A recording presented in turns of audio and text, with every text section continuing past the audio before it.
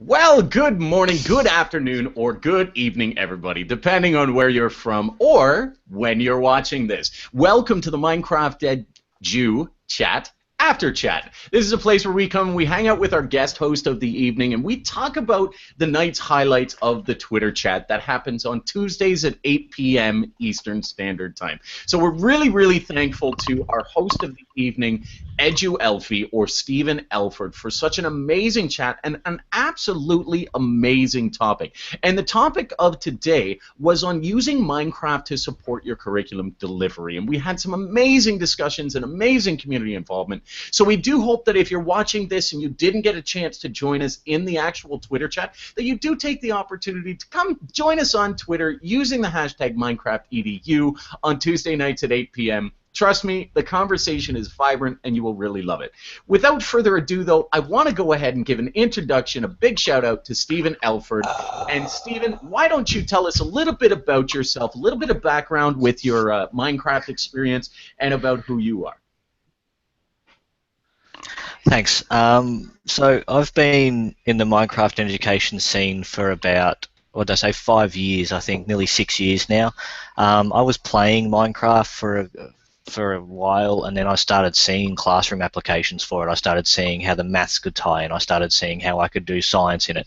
So I started incorporating it into my classroom, and it has been an amazing journey over the last 5-6 years. It's shifted my way of thinking to do with games in the classroom. It shifted my way of assessing students and the way I deliver my curriculum and all that sort of stuff. So that's sort of the basis of why I sort of thought that would be worth bringing into the MinecraftEdu chat, because it is such a big shift in what it is to be a teacher in a classroom using Minecraft, in my opinion. So, all right. Well, awesome.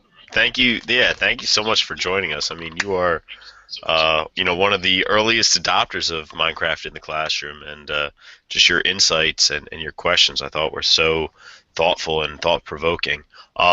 I guess I should introduce myself. My name is Mark, and I'm the other co-founder of MinecraftEdu Chat with my buddy Garrett. Yes. Yeah, go ahead and introduce me as well, because I forgot to introduce myself. Well, you all know him from YouTube. He's the chef eating the peanut butter and jelly sandwich. PB Jelly Games. Garrett Zimmer, my partner in the chat, and just a great all-around guy and excellent educator. You've taught me so much about the game, and I credit a lot of my success with Minecraft to your insights and thoughts. So just thanks, bud. All right. So Steve, let's get started. This was an awesome chat. It actually we had a lot of participants, a lot of new faces, a lot of familiar faces, and really some great responses. So we really got things rolling with question one, which was, what are the benefits and challenges of using Minecraft for curriculum delivery? Was there anything that really popped out that you wanted to further elaborate on? Yeah, something I forgot, and I mentioned it in the chat, something I forgot when I was thinking about that is the time it takes to generate some of these lessons. Not all of them, but some of them, take a lot of time to sort of create.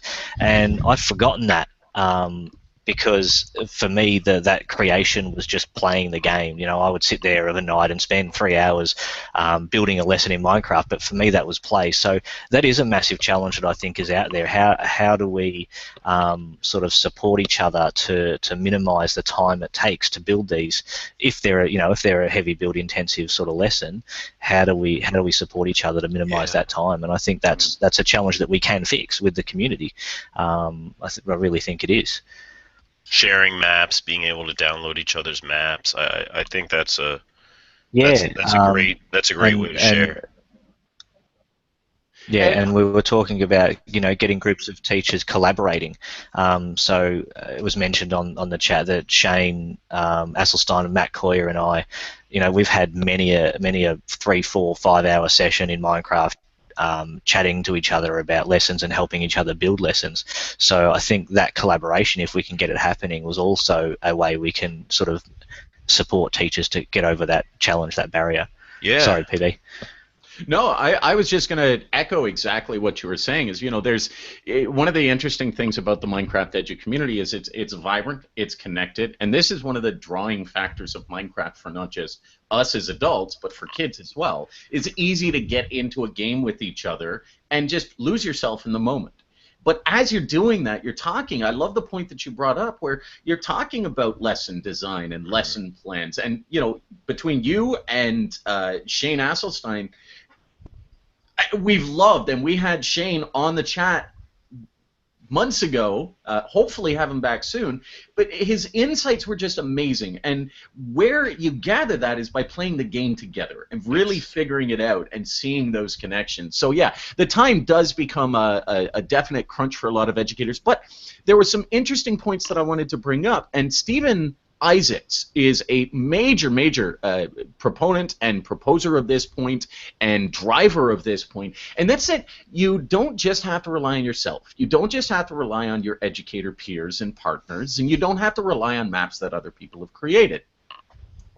Realistically, like I had originally intended to start creating massive worlds for teachers to use, and I don't think that's necessary in today's day and age, especially when you talk about Stephen Isaacs' point where he talks about, look, the kids are co-creators. Yes. And even Shane echoed this statement that getting in there and having the kids build with you, not for you, with you, is a great way to really engage with your students while using the tool of Minecraft. So yeah, time is definitely one that can be overcome. And I think that really turns a challenge into an advantage. Hey guys, how can we show this? How can we represent this content, this knowledge, demonstrate mastery of this skill or that standard?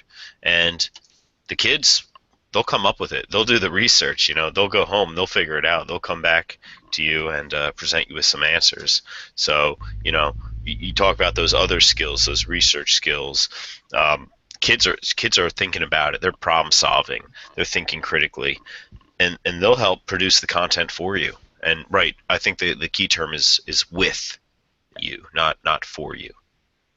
Well, I think that's where you're just going to get the most value out of it, because that's where the conversations happen. That's where the communication really comes about in the process of the learning, not post-learning. Yeah. So I agree. I think that's really good.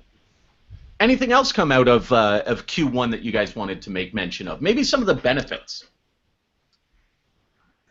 The engagement came through. I mean, I'm pretty sure that comes up in every MinecraftEdu chat. It is such an engaging place for students and an engaging place to teach, and it's native to it. That you don't have to add anything to the environment for it to be engaging for the students.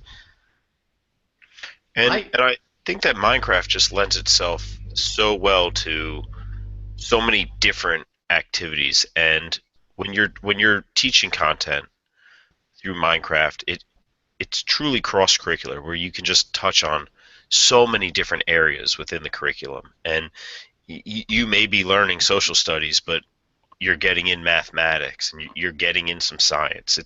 It's a little of everything. It's hard to just pinpoint one part of the curriculum to teach within Minecraft. Yeah, it's such a multifaceted tool and such a multifaceted game at the same time. So you draw those connections to the students, to the engagement, to all of that.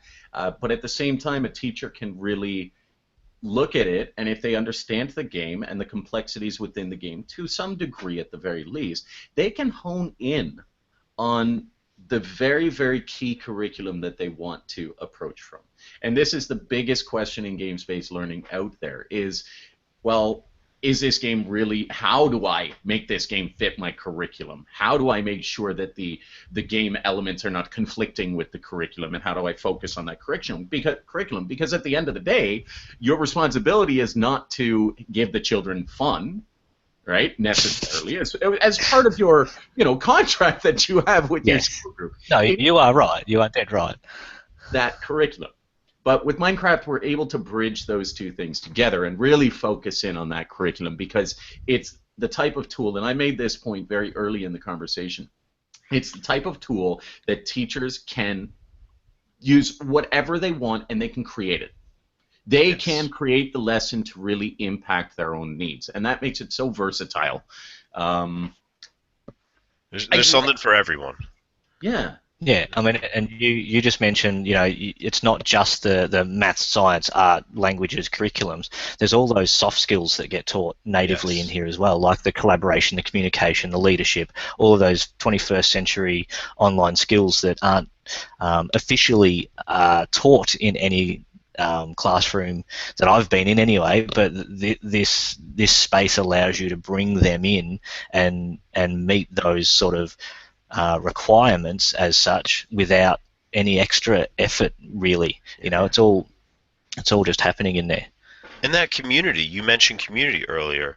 I think, not only does it build a sense of community for other educators, but I think students, children, I should say, not even students, children just develop their own sense of community within the game.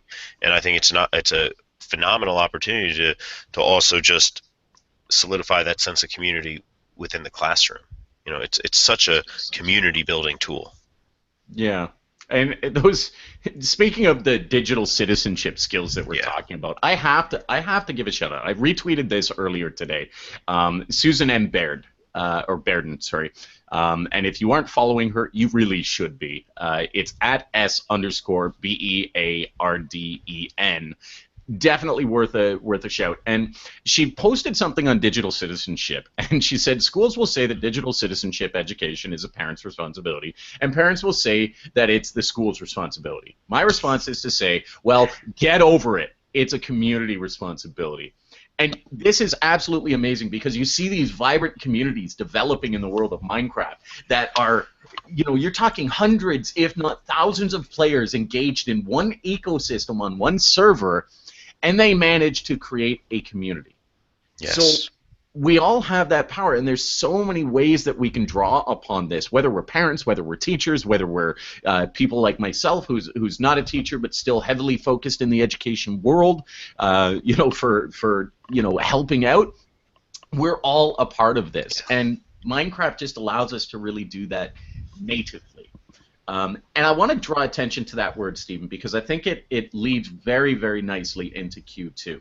You talked about Minecraft being an environment that kids will naturally gravitate to because it's native to them. And if we can make use of that, then that's good. So Q2 was content sometimes conflicts with fun and engagement. So how does Minecraft really help us to prioritize both? So let's talk about that for a couple of minutes. And what were some of the things that really stood out to you in the chat? Well, it's a tricky. I think that was one of the trickiest questions we put out there today. It's this amazing space that allows you to not necessarily worry about the engagement, but still have students working through curriculum that you have either designed or set, or that ties into the game automatically. So in that respect, it really allows us that opportunity to use the space more effectively than a textbook, because the students are wanting to be there, as you said, that they're gravitating towards that space. I don't think that's answered the question at all, though. I'll throw an idea that I have in that, and it really comes into that key phrase of prioritize both. And for me, and my discussions with a lot of educators out there, it's always about, is the engagement a priority? Should it be a priority? And realistically, I look at Minecraft in this two sides of potential. It has the potential to do amazing things in education. It also has the potential to fail miserably. All right? And where I think it can fail miserably is if we look at it as another Word document, a word processor, an Excel spreadsheet, some other type of technical tool, a learning management system, whatever the case is, and fail to recognize that this is their game. And what happens if we create lessons or we create environments that are ultimately engaging because the kids get to start playing Minecraft in school, that's a level of engagement, but then as they keep building and building and the same lessons come up all over the place and all the time and there's no real fun factor, it's not really relevant to the game that they know and love, novelty starts to wear off. and we start to lose that engagement. So if we can prioritize the fun with the engagement, then we have a recipe for success for Minecraft's longevity in this, rather than kids seeing Minecraft, oh, it's just education, therefore when I get home I don't want to play Minecraft.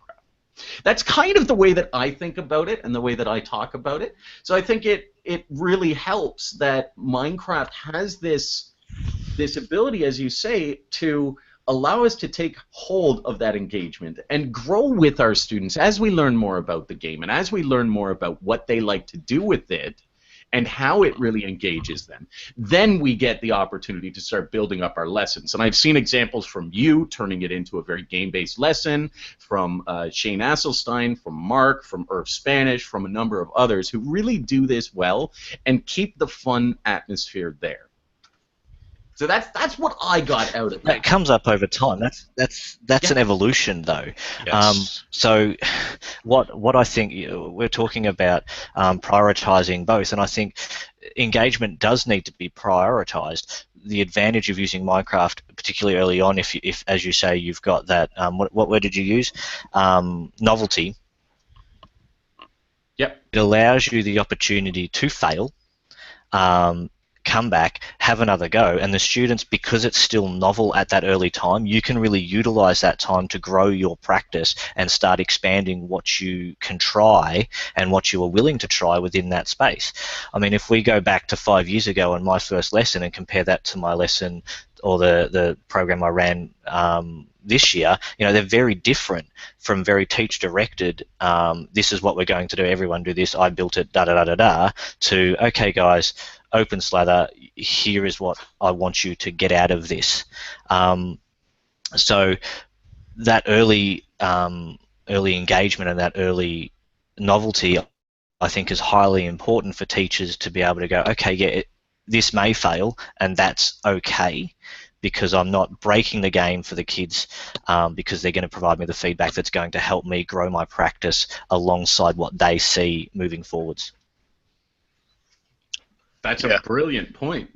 And I really think, utilizing quest-based learning within the game, either in survival or adventure mode if you have it. With I know with Education Edition, it's a little trickier. There's this something called Immutable World, but I think that helps keep it true to the nature of the game, and it's both fun and engaging.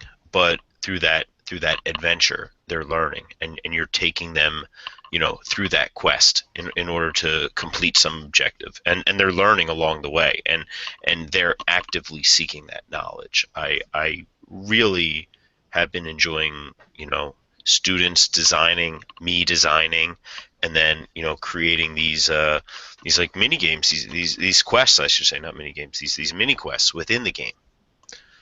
I think that provides an excellent balance of both fun and engagement, but also delivering that curriculum. Yeah, see, something I always wanted to get up and running on that note is getting students, upper level students, so higher year level students, designing learning activities within Minecraft for lower year level students. Yes. Now, that wasn't an option at my previous role. It might be now. So I'm hoping to actually be able to sit there and go, okay, you guys create a lesson demonstrating, how to gain this skill, or whatever, and the kids are actually going to design it, and they're going to be doing that game-based learning stuff and thinking about, okay, are they meeting the criteria I want them to meet? What is it actually fun? Would I play this? And then we throw it down to the younger year level students and see how they go and get their feedback. And I can see that as a really valuable process to go through for both sets of students in terms of demonstrating and acquiring learning. I think that's a great lesson. And somebody a few weeks ago mentioned a similar lesson where kids were coming up to the middle school, and so the kids leaving the middle school within Minecraft designed the school, which I know is like, one of the first lessons everyone does, designing the school. But then they shared that map with the kids coming up to the school, so that the kids could, in a safe way, explore the school and get to see their school within Minecraft. And I thought that was really cool. And, we're talking about sense of community, we're talking about collaboration. I thought that was an excellent example of repurposing that old lesson on build the school in Minecraft, and really, help start conversations and build that sense of community within the game. I I have a favorite coffee cup. It says, "We learn most when we teach others." Yeah. And I think that's so amazing to your point, Stephen, and to your point as well, Mark, is if we can get students to that side where they are actively looking at the curriculum that others are supposed to learn or that they have previously learned, it's just one more opportunity to really solidify and reharness the knowledge that they learned and share it. Almost, I think, creating a whole new generation of kids who will want to be teachers when they grow up, and we definitely need them. All right. So Q3 was pretty much a very similar question, and I think we did cover quite a bit of that, is how can we ensure that we maintain the engagement to the game and still support high-quality curriculum? I think we have a lot of ideas come out of there that, there's many different opportunities for that. So Q4 was how can teachers develop skills for building engaging activities in Minecraft? And I think this is perfect to the point that you just made, Stephen, where you mentioned, look, my first lesson was definitely not. That it's an evolution, it's a growth, and it's a pattern of growth. So how do we harness that? How do we really help teachers who are brand new to this get into it and get up to speed in an efficient manner? Efficient. It took me 5 years. But there was 5 years with nobody else doing it and a brand new tool. So, no, I mean, a lot of my initial lessons came from understanding game mechanics, and so that was a very limited. Sorry, no, I understood game mechanics, and they had a limited part to play in that lesson. It was still teacher directed. I was still telling the students what to do. I was using I was walking them through that lesson. As time progresses, though, I think you need a greater understanding of the game mechanics, and that means that I think they need to play. So I think the first thing anybody using this in education needs to do is take it away and go play it for a weekend. Find out what it is that makes it so captivating for the people that play it. I mean, I'm one of them. I can't say kids, I can't say students, because it's me.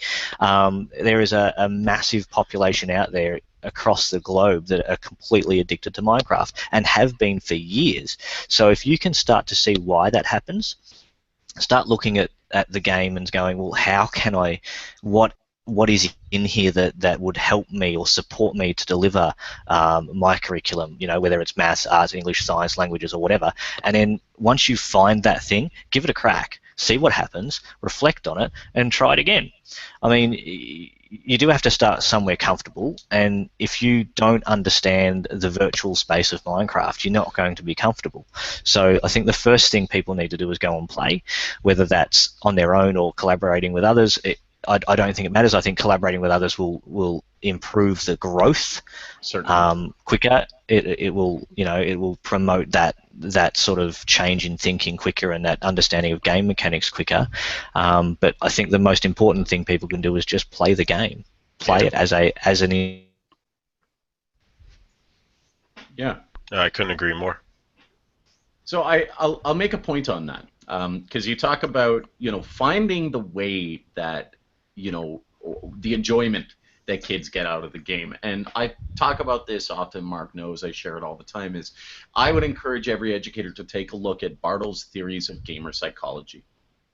And you can really get a decent understanding, because the way I play the game is very different from maybe the way Stephen plays the game, or Mark plays the game, or anyone else plays the game for that matter. And that's one of the positive things about Minecraft, what's made it so prevalent around the world and powerful, is there's so many options for everybody. You can be a creator and go in and enjoy it. You can be a survivalist and go in and enjoy it. You can play mini games and go in and enjoy it. You can do it for the social atmosphere. Bartle's gamer psychology will give you that understanding, but until you actually play it and kind of understand, to Stephen's point, the game mechanics, not necessarily the game mechanics as in the code behind it, but what makes it fun, what are the different activities that may make it fun for different types of childs. When you start to think about it and play it and think about that and understand it, that's where you start to see these powerful opportunities. And correct me if I'm wrong, Stephen, that's where you start to see the endless stream of potential for this lesson, that lesson, Yeah. that connection.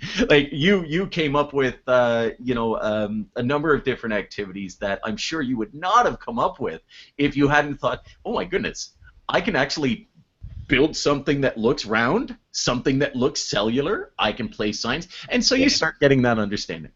Yep. Well, see, and that brings in, like, in terms of a lesson that I never actually got to deliver, I mapped out a whole path of cell energy. So using the animal cell map as a base, I actually had a texture pack and everything set up so that kids could track energy throughout the cell, and they would have to, put, I can't remember the exact, but there was, put iron ore into the furnace, and it would, give them some glucose, and they would go and take that somewhere else. So I had this whole path, and now that would have been absolutely impossible if I didn't understand how furnaces work and what the process of refining things in the game and the crafting mechanics of the game. So I think that that's what I'm talking about in terms of game mechanics, as you said, not the back end stuff, but how do objects interact within the game, and how can I capitalize on those interactions to support me in some way for my curriculum. Yeah. And what do you think would happen with an exercise like that with the students? I'm taken back to, and Mark, you know this one very well, I'm taken back to Jim Pike's Mathcraft and some of his lessons that he's done, where he literally has things flowing through trains and throwing through rails to represent, the olfactory senses. And kids get it. Yes. They go in and they see it, and they build it themselves, and they get it. And it's immediate. It's not reading it out of a book. It's not thinking like a doctor. This is Minecraft. Okay, I see how this works now. And it's an immediate connection. So how do you think your lesson would have played out, Stephen? Had you gotten a chance to put that fully together?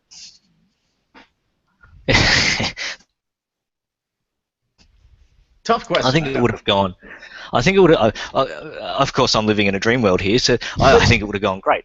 But I really honestly think is why that they would have got. Well, I think they would have got a lot easier what I was trying to talk to them about. I mean, one of the items in the book that they fill in while they're exploring that animal cell is, how much energy do you think this part of the cell would use? Out of 100%, how much energy do you think this part of the cell would use? And then I was going to capitalize on those answers and get those kids reflecting on those answers and actually give them that amount of energy to try and disperse throughout the cell to keep it running.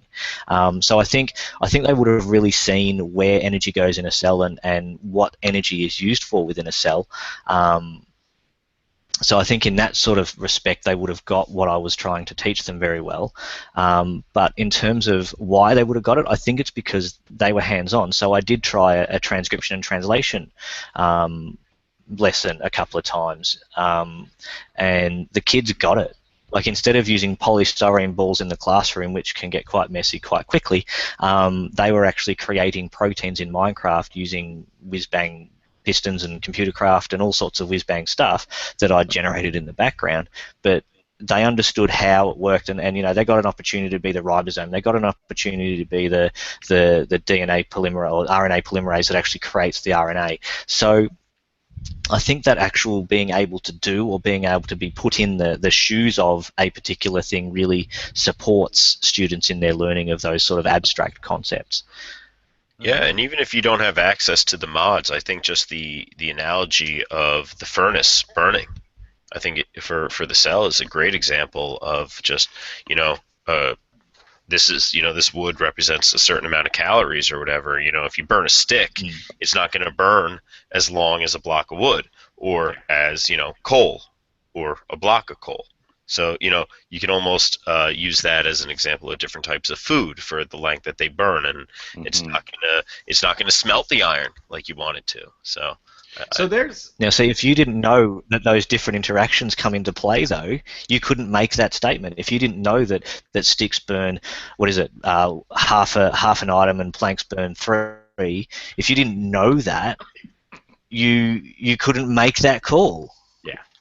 So there's tremendous potential here. I think for those, I certainly think that there's probably some watching out in the audience who are like, what are these guys talking about? What is a furnace? Or, Don't worry. Don't think that you have to know all this at the beginning. I think I'll take it right back to Stephen's point is this becomes an evolution. But the evolution cannot happen unless you actively involve yourself in the game to some degree. And it doesn't mean you have to be a master gamer. It doesn't mean you have to be a hardcore gamer and do it all the time. If gaming is not your bent, that's fine. The other option to this is really also, as long as you understand a bit of the language and understand a little bit of what's going on, your kids are your powerhouses. They're the ones who understand it, and they're the ones who will oftentimes come up to you and say, I can do this with a furnace. Did you know that? And that gives you an opportunity to start to really see those connections. But it's either play the game, understand the language, or have those conversations to start understanding the language and bringing your kids into that mix and saying, look, how can we teach this? And I love that point that you made, Stephen, about getting the older school kids to start creating those lessons, because you'll really make use and get learning at the same time of their expertise. I think the one very simple point to bring up and the takeaway from that question is Minecraft is cleaner than styrofoam balls. Okay? That's it. You've got it. Nailed it in one. So Q5, I think we should move on because actually, for those of you who don't know Stephen Elford, he is an Australian educator.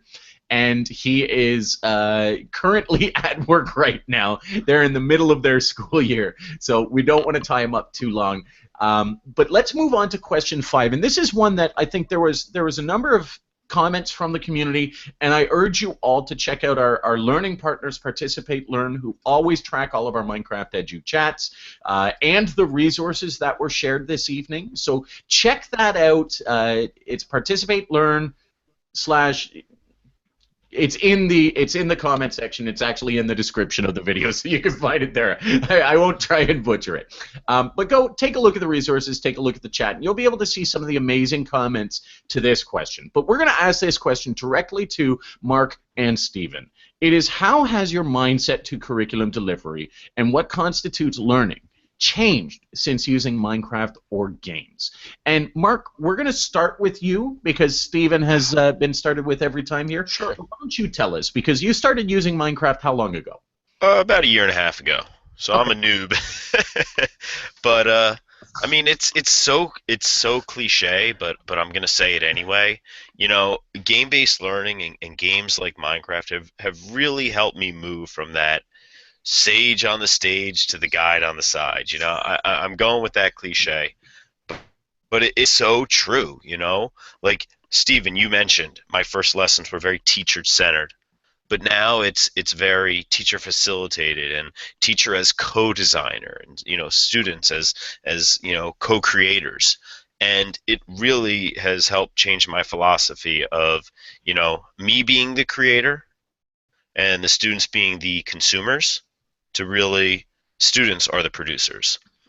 That's my big takeaway, and how I've really changed my approach to lesson development and student learning.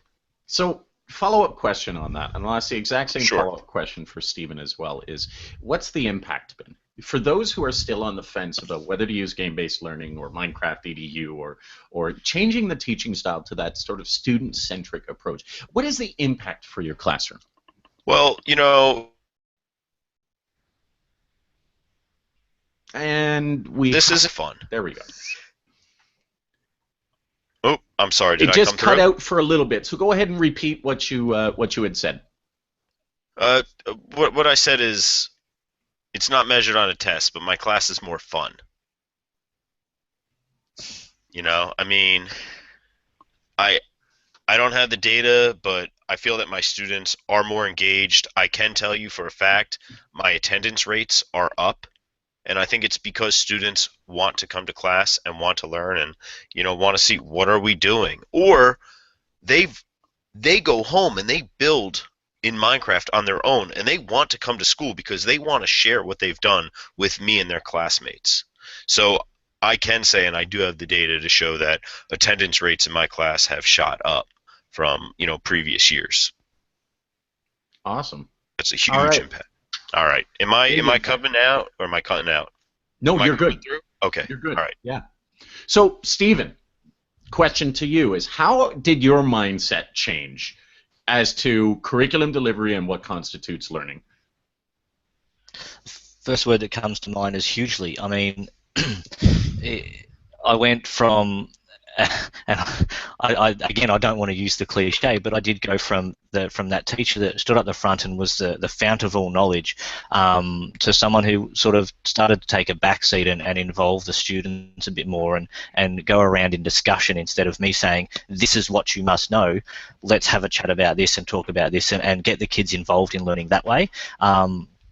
Now, as far as in games go, it was a massive change in my thinking of what sort of games could be in the classroom. I mean, I've had this argument on the internet several times over the last few years that, the reason Minecraft got into schools was because it had an edu tag on it, and I'm like, no. Once I started seeing what Minecraft did in my classroom, I started to look at other games. I was playing mobile games like Pocket Frogs, and I go, this would actually really help me teach my students about inheritance. So take it into the classroom, and start using it. So it really opened my eyes into what sort of tools and engagement options I had for facilitating students learning more in depth and definitely having more fun while doing so about the concepts that I'm required to teach as part of my VCE biology course. So, evolution and Plague Inc. went hand in hand, and I did, several lessons on that. Like, I think we spent a week playing Plague Inc. in the classroom and then had a 1 or 2 hour discussion after that about what they learned about evolution while doing that.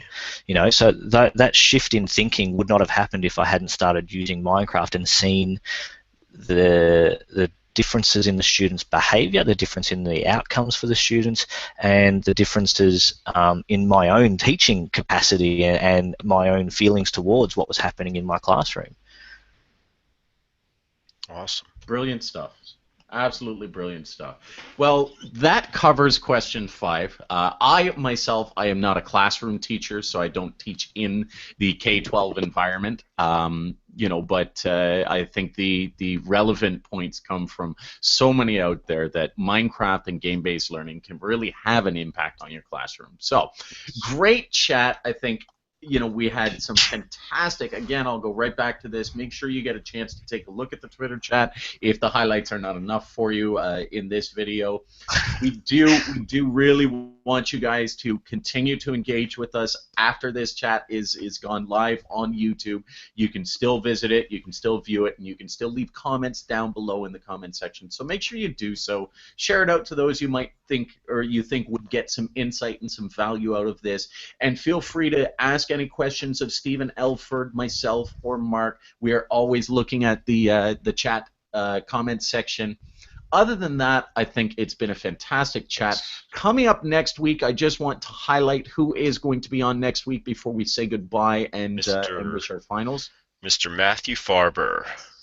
We have a fantastic gentleman, actually one of my favorite people to have a conversation with despite his limited time, and he is a social studies teacher, and he is talking next week on making social studies meaningful with Minecraft. So you'll get some great feedback from him on how social studies can really be empowered in your classrooms using Minecraft. I'm looking forward to it. Really a perfect follow-up, I think, to this chat as well. I think so. So, I want to say thank you so much for watching us if you stuck by this long, but a big thank you to Stephen Elford for joining us.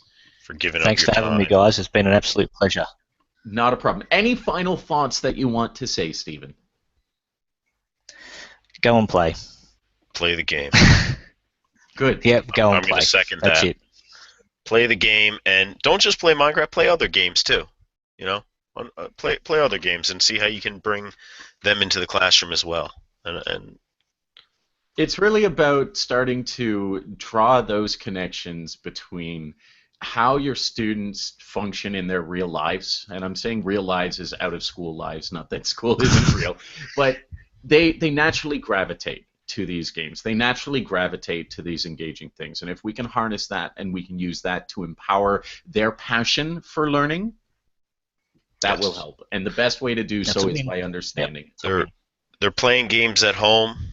Let's meet them where they are. Let's bring those games into school and harness their educational power.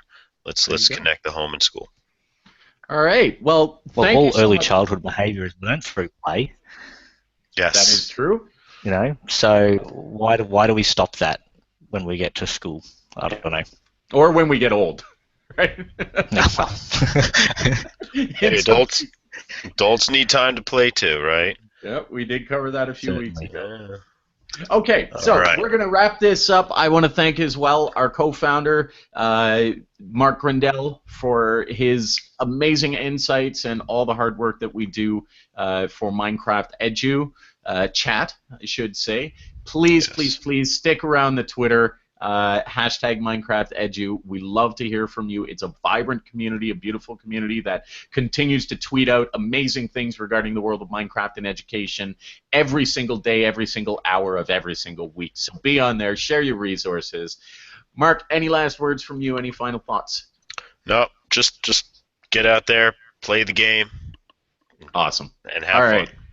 Well, then we will see you guys all next week. Thank you so much for joining in to MinecraftEdu After Chat, and we'll see you on the Twitter chat.